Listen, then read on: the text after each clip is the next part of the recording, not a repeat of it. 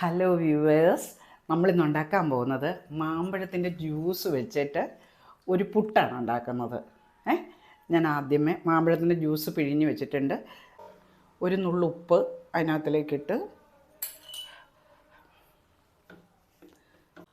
മാമ്പഴത്തിൻ്റെ juice ഒഴിച്ച് നമുക്കിത് നനച്ചെടുക്കാവേ. കുറച്ച് ഒഴിച്ചു കൊടുക്കാം. മാമ്പഴത്തിൻ്റെ ജ്യൂസ് ഒഴിച്ച് ഒന്ന് നനച്ചെടുത്തു. കട്ട അധികം ഇല്ല, എന്നാലും ഒന്ന് മിക്സിയിലിട്ട് അടിച്ചെടുക്കുമ്പോൾ നല്ല ഇതായിട്ടൊരു ഒരുപാട് അടിക്കണ്ട, ഒന്ന് ക്രഷ് ചെയ്താൽ മതി.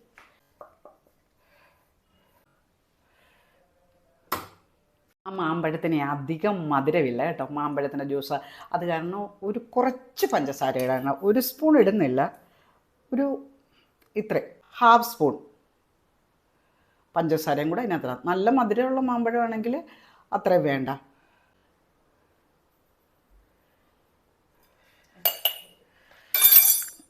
നമുക്കുണ്ടാക്കാം. കുക്കർ അടുപ്പയിൽ വെച്ചിട്ടുണ്ട്. ഞാൻ തീ കത്തിക്കട്ടെ. ചിരട്ടപ്പുട്ടായിട്ടാണ് നമ്മൾ ഉണ്ടാക്കുന്നത്. അപ്പോൾ ആദ്യം അതിനകത്തിലേക്ക് കുറച്ച് തേങ്ങ ഇടാം. കുറച്ച് തേങ്ങയും കൂടെ ഇടാവേ.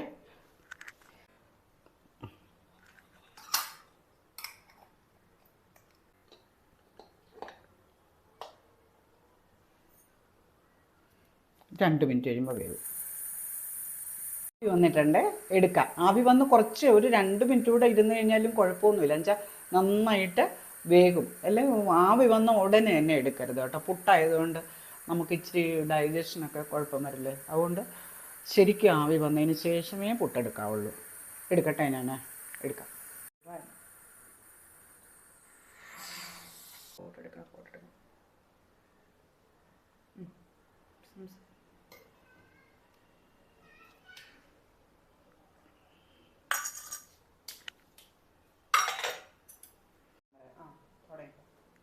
നമുക്ക് ഒരു ശകലം കഴിച്ചു നോക്കാം. ഞാൻ ചൂടുണ്ട്, നല്ല മണവും വരുന്നുണ്ട്. ചൂടാറിയിട്ടുണ്ട്. ഞാൻ ശകലം കഴിച്ച് നോക്കട്ടെ കേട്ടോ.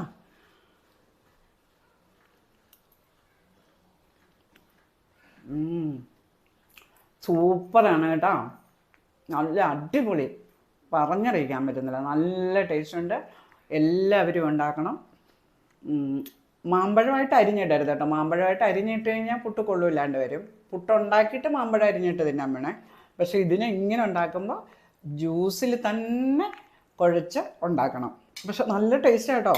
മാമ്പഴത്തിൻ്റേതായിട്ടുള്ള ടേസ്റ്റ് അല്ല, ഒരു പ്രത്യേക ഒരു ഫ്രഷ്നെസ് വരുന്നുണ്ട്. എന്താണെന്ന് എനിക്ക് പറയാൻ പറ്റില്ല. നല്ല രുചിയുണ്ട് ഇതിന്. എല്ലാവരും ഉണ്ടാക്കണം. ലൈക്ക് ചെയ്യണം, ഷെയർ ചെയ്യണം, സബ്സ്ക്രൈബ് ചെയ്യണം. Thank you.